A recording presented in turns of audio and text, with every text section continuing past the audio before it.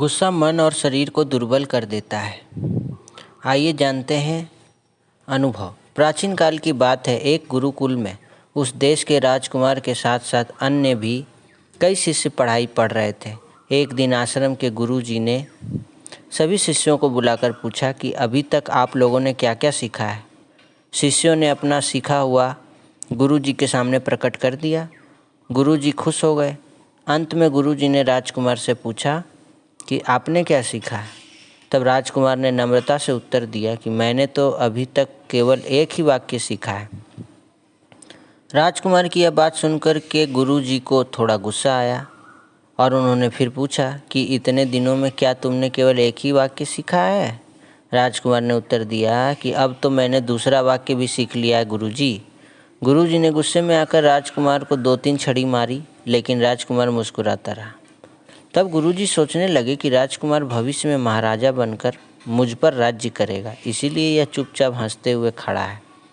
गुरुजी ने राजकुमार के हाथ से किताब लेकर के पढ़ना चालू किया। उसमें पहला वाक्य लिखा था, अपनी बुद्धि को गुस्से के हवाले न करके शांति से रहना है, और दूसरा वाक्य था, सच्ची बातें ही करनी है।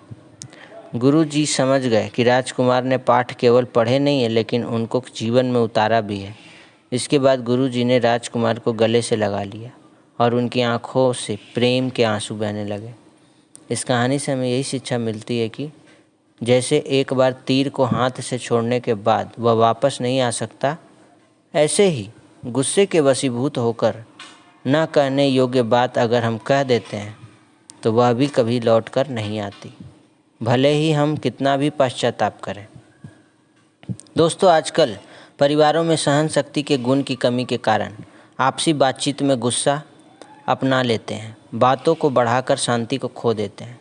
शांति के गुण की कीमत न समझने के कारण परिवारों में सुख चैन खत्म हो रहा है। परिवार टुकड़े टुकड़े हो रहे हैं। ऐसे में अगर एक व्यक्ति शांत रहकर चुप्पी साध लेता है तो दूसरे का भी गुस्सा धीरे धीरे कम हो जाता है।